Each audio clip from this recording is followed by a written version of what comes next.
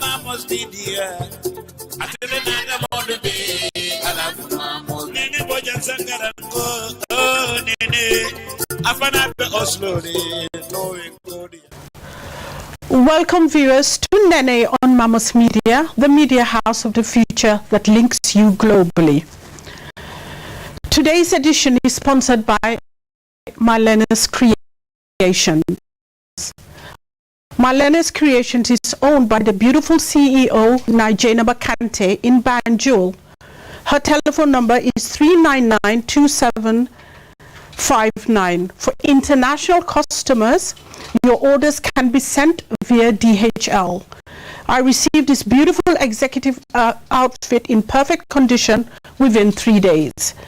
Keep these beautiful creations coming, Najainaba of Marlena's Creations. On behalf of Mamos Media and the whole production team of Nene, we'd like to welcome Her Excellency Ambassador Ramzia Diab Ghanem.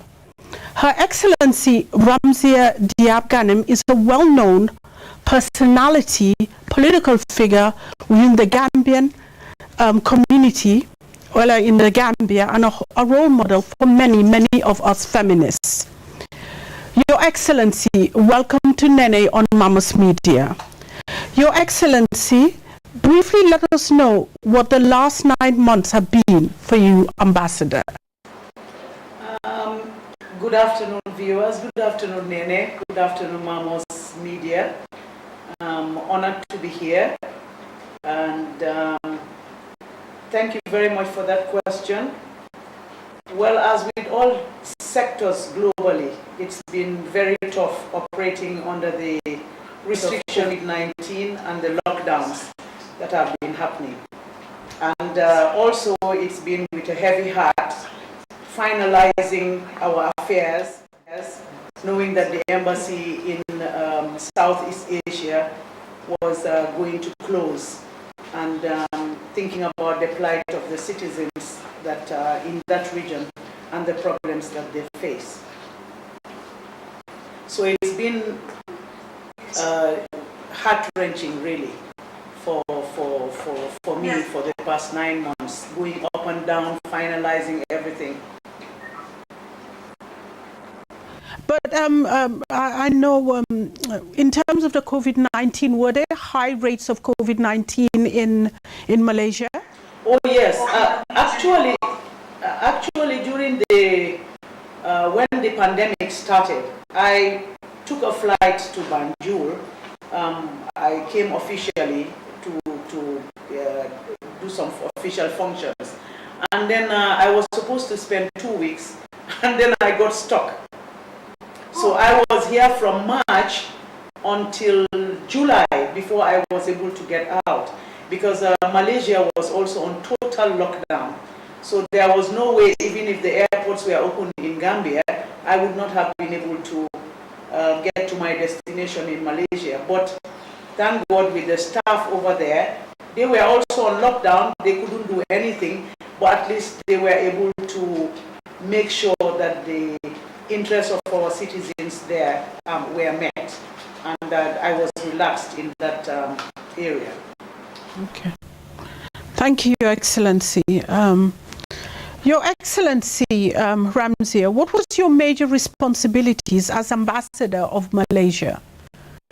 As Ambassador of Malaysia, I was honored and privileged to be serving my country's interest on the global level, on the governmental level as well, and most importantly as well, taking care of the interest of our citizens and their plights in Southeast Asia. I understand that you indeed had other embassies, but it wasn't only specifically just Malaysia. Which were the other embassies that were under your auspice? Thank you, Nene. I was responsible covering the Southeast Asian countries. That is Malaysia as one, where we had the base, Philippines, Indonesia, Cambodia, Vietnam, Brunei.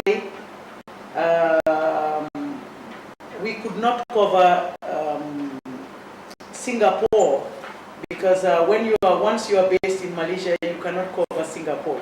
If you are based in Singapore, you cannot cover Malaysia. It's like the China-Taiwan thing. Once you're in one country, you cannot serve the other. But basically, this really allows. What about Thailand? Thailand is supposed to be under my jurisdiction, but the problem was before we came into office, the former regime had promised Thailand that they were going to open a full embassy. So when I got there and they got the letter, they said unless the government writes to them to tell them that they are not going to open a full embassy there anymore, then I would not be able to cover that area. But still, nevertheless, we were covering the interests of our citizens also in Thailand. Anytime they reach out to us, we try to cover their interest. Also, we were taking care of the Gambians in Taiwan as well. There have been few problems that the embassy successfully took care of with the citizens that were living in Taiwan, like their marriage papers, their immigration problems. We always liaise with the Thai embassy in Kuala Lumpur in order to take care of it, even though we were not covering Taiwan, but we were the nearest embassy that they could turn to. But would you say that your jurisdiction was the biggest in terms of all of the serving ambassadors for our republic? I would say yes. I would say yes, because Southeast Asia is a wide region. You know, it covers 9 countries in Asia, and I think we are one of the biggest actually. Even though with the staff we had only 4. That was myself as ambassador, my deputy, the finance attaché, and the protocol and welfare officer. So we are only 4 home-based staff, plus the local ones actually, the Malay. Wow. How would you explain your experience as ambassador, covering such a huge jurisdiction, being a lady? What's your experience with only 4 staff? It was an eye-opener for me, actually, being that it was my first posting as ambassador, even though I've been in a job where it's like a diplomatic job, where you meet different diverse people, you know, but it was an eye-opener for me. And also, it made me realize the plight and the problems of your citizens in the region that you serve, that normally you wouldn't know about, like the immigration problems, etc. Thank you, Ambassador Dia. What has been the most challenging thing during your term as ambassador? Oh, I'm glad you asked that question. The most challenging in my term as ambassador is the immigration problems in Southeast Asia. As you know, in Southeast Asia, they are very, very strict with their immigration laws. And we have quite a large number of Gambians concentrated in Southeast Asia, especially in Malaysia, Indonesia, Brunei. And normally it's been, I normally have to intervene in most of these problems that they face with immigration, because in Malaysia, once you overstay, they arrest you, take you to the detention camp, and if there is no embassy there for you to contact, you have a big problem. So I have personally intervened in most of this. Another problem was that we faced a lot of challenges in terms of sale of Gambian passports to foreigners. We found out that a lot of other West African countries have been carrying Gambian passports. How they got it is a puzzle, and we have to, sometimes they call us to say there's a Gambian who has a problem, and then when we go there, on getting there, we realize they are not from Gambia, they are from another West African country. So that has been very challenging into getting, trying to liaise with the immigration office here and the Ministry of Interior in order to inform them of these challenges that have been happening, especially in Malaysia and Indonesia as well, because we have a lot of Gambians in Indonesia, both students and the business community. They have a large number of businessmen in Jakarta. Thank you. Viewers, today's show is sponsored by Malena's Creation in Banjul. Call 399-2759 for your beautiful outfits. We are interviewing the Ambassador Extraordinary Ramzia, Her Excellency Ramzia Diab Ghanim, who is Gambia's ambassador sent to Malaysia. She's presently in Banjul, talking to us live from Banjul, the Gambia. Your Excellency, what are the reasons for you being recalled and the embassy closing down? Nene, as far as I know, the logic is quite unknown. I think that's better being answered by the Ministry of Foreign Affairs itself, because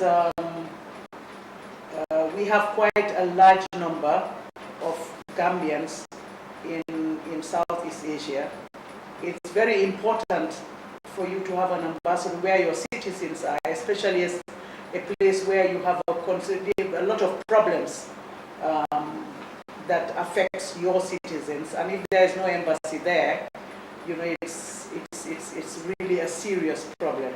So the logic for closing a region that is covered by 9 countries is still a puzzle to me, although the government had said that they had budgetary constraints, but and they are trying to see which other embassy in that region would be able to cover the Gambians that are in Southeast Asia, even though it's a bit far, because what I understood was that they will probably get India to cover, but it's very far. India is in West, and this is Southeast Asia. It takes 6.5 hours flight from India to Kuala Lumpur.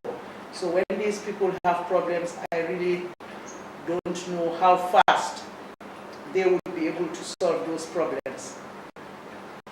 And also, you know, Malaysia has had a very close relationship with Gambia, you know, because they give a lot of scholarships in that region. Brunei also gives yearly scholarship, full scholarship to Gambians. There are lots of Gambians there. So it's really heart-wrenching to know when you have all these Gambian students studying in order to come back home and work for the development of their country. I think that ties in nicely, Your Excellency, to my next question, where basically I wanted to know, since you were doing an amazing job in Malaysia and in Southeast Asia, I just wanted to know the impact of disclosure on the Gambians in the region. And when I'm referring to this here, I'm basically talking about the Gambians that are, for example, victims and women stuck in these detention centers.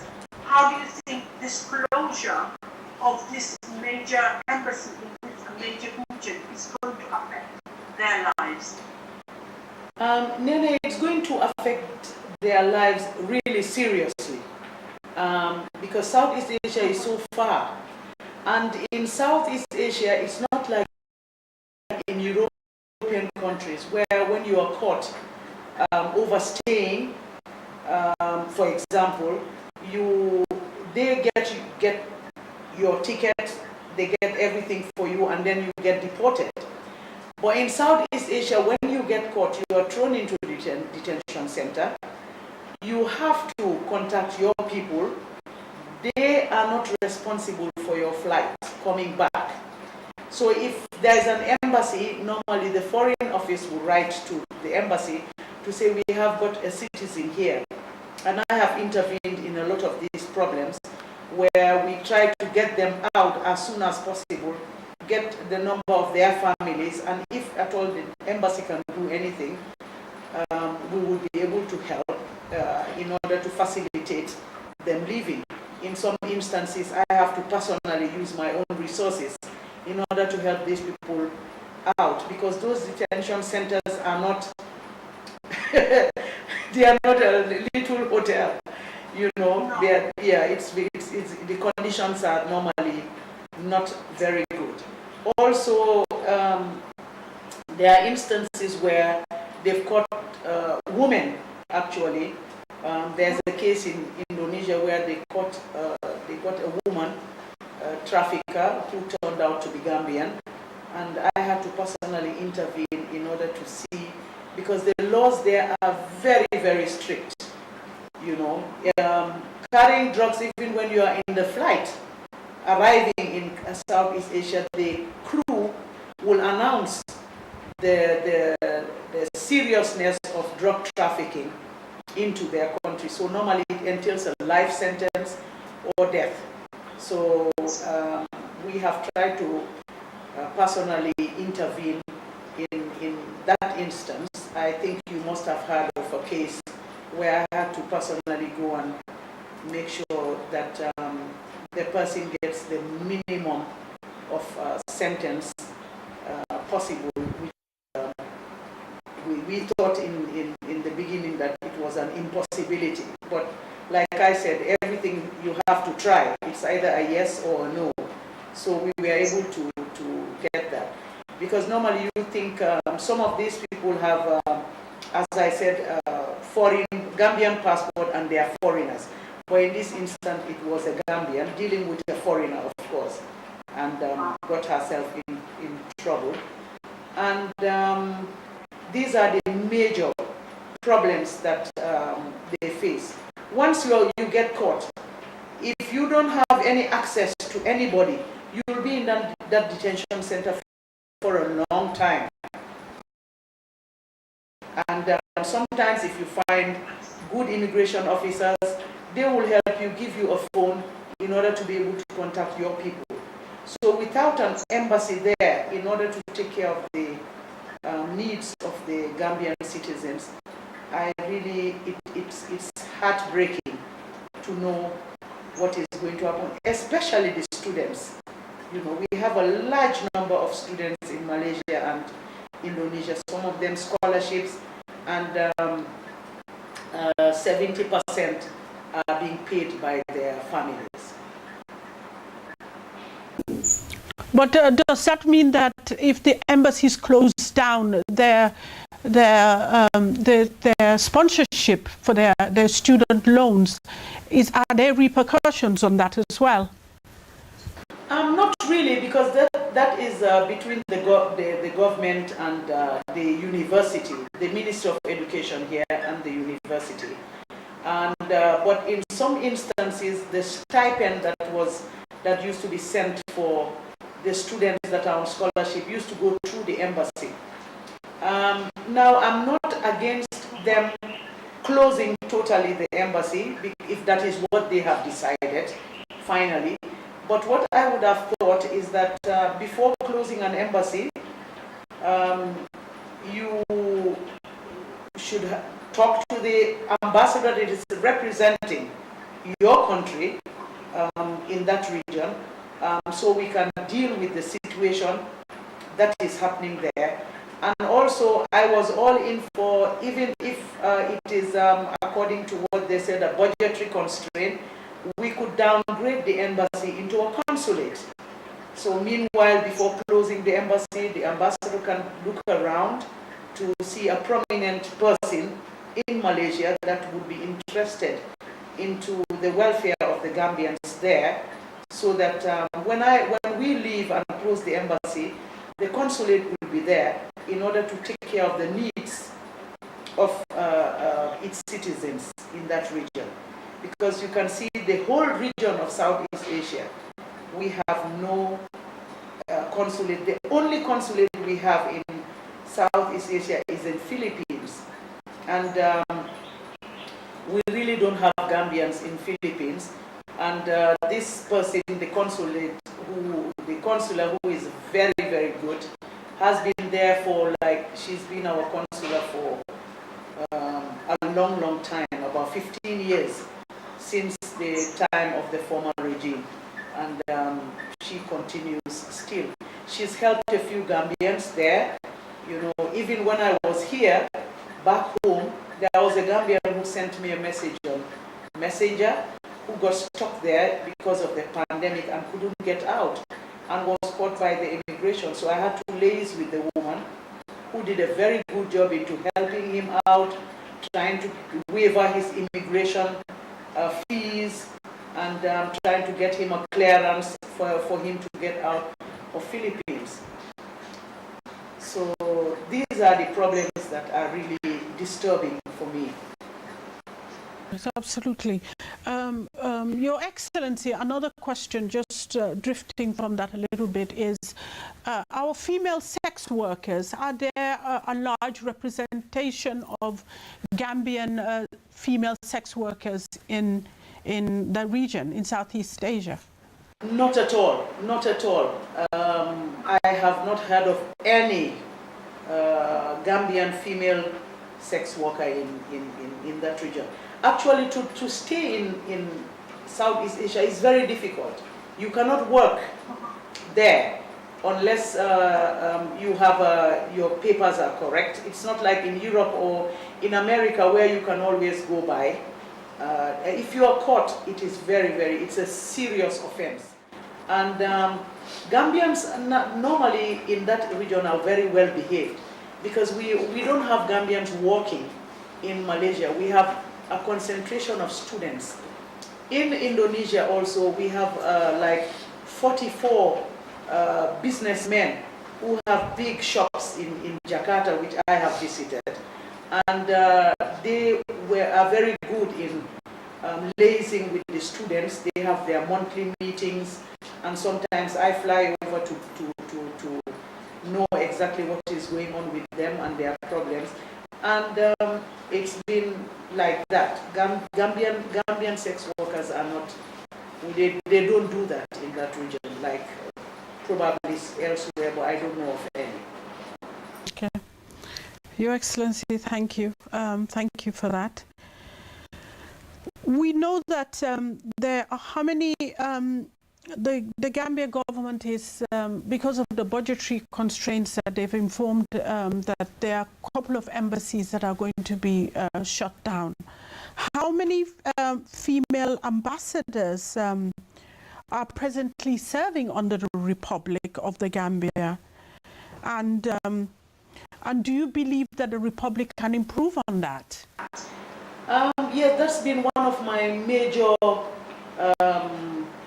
problems, I would say, or the way I think about this is, I've even discussed it before, that we have only 4 female ambassadors. That is myself, the one in India, Russia, and Morocco.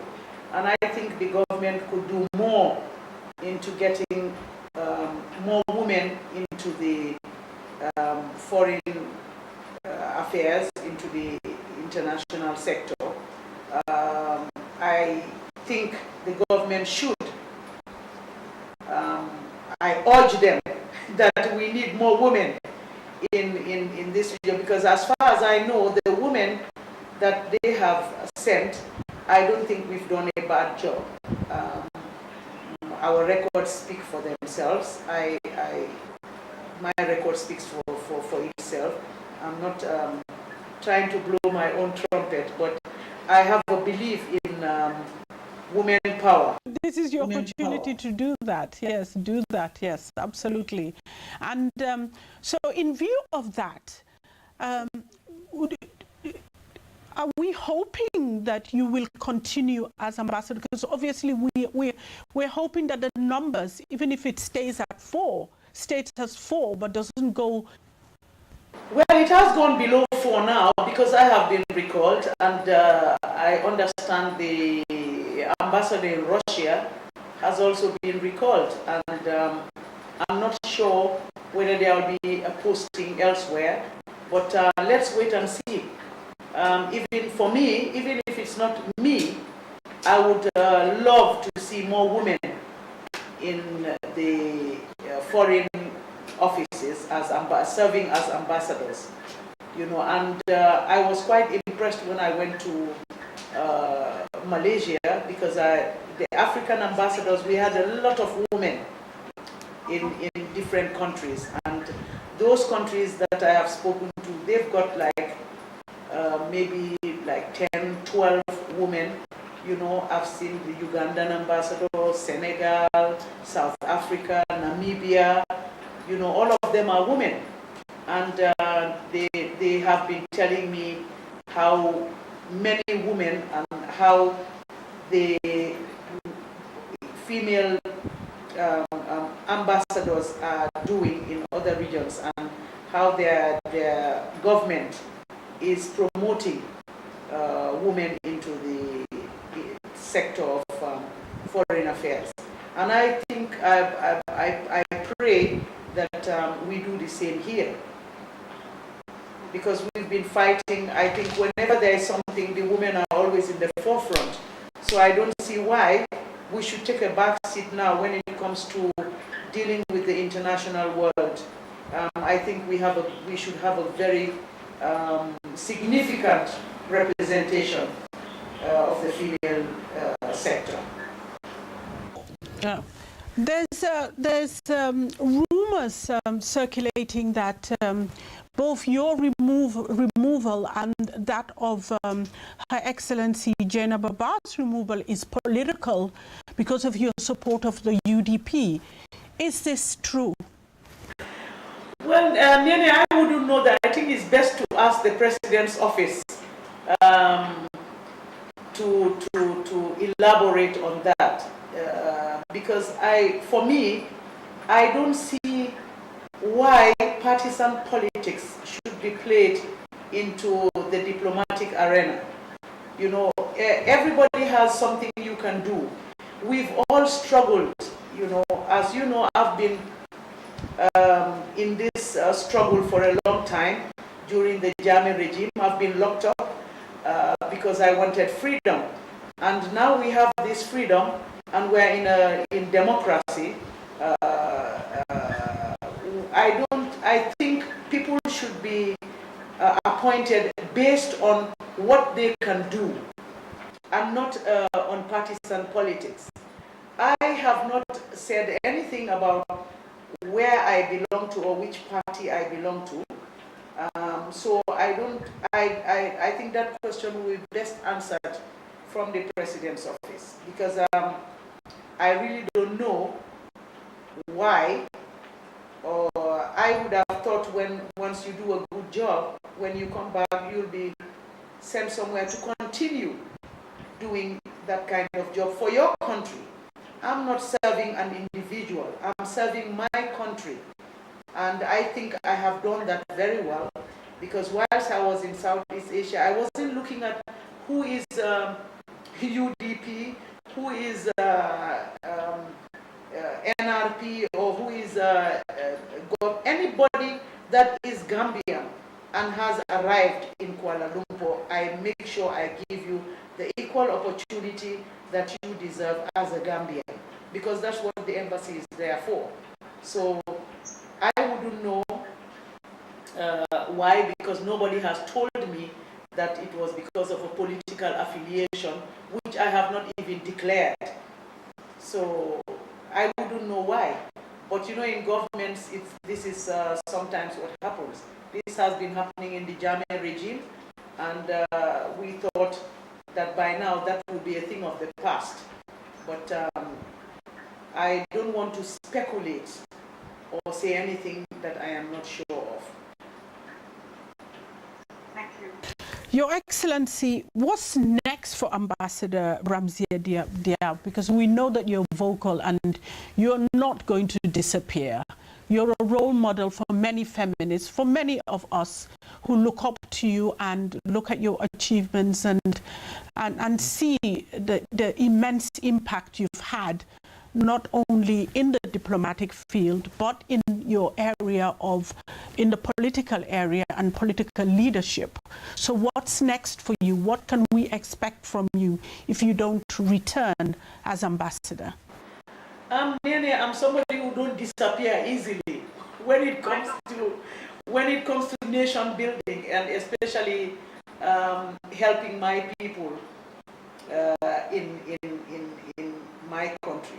I actually believe I have a quest for justice. My quest for justice has no boundaries, and I think I would have to continue wherever is going to improve the plight of the Gambians. I will definitely be there. You will be seeing me, inshallah, in the political arena. I'm a politician, and I think for me, the way some people see politics is different. For me, politics is patriotism. You have to be you have to care about what happens in your country. Be aware of what happens in your country. We have a lot of things that we can improve on as a nation, and that is where I want to concentrate. The plight of women, the plight of children. There's a lot of things going on now that is not fair on the women folk, and there are lots of young girls that are being abused all over, and there are lots of women or girls who have been exploited by tourists, for example, the pedophilia that is happening. And if I can do something about it, I will definitely be in the forefront. So I'm not disappearing very soon. If I'm not in the diplomatic field, I'll be doing something else, definitely, for sure. Diplomatic field, I'll be doing something else, definitely, for sure. Definitely, thank you. And on that note, viewers, we have just had a conversation with Her Excellency Ramziya Diab Ghanem, Gambia's ambassador to the Republic of Malaysia. Ramziya, thank you so much for having this conversation with us. We'd also like to thank the CEO of Malena's Creation, Jaina Bakante, for the wardrobe sponsorship of this show. We want to thank the production crew of Mamos Media, both in the Gambia and in Oslo, for making this interview possible. We'd like to welcome the new producer on the show, Zainab Kamara, who has made an impact on Mamos Media in Oslo, and Lennox and Burry and everybody else on the ground. Your Excellency, thank you so much on behalf of all of us for honoring this interview. Thank you, Nene, for having me. It has been an honor. Yeah, viewers, stay tuned in for more editions from Mamos Media, the media house of the future. Anytime when I feel like I'm losing it, I tune just in time. Quality graphics that I see, Mamos TV, you everywhere I go, Mamos TV.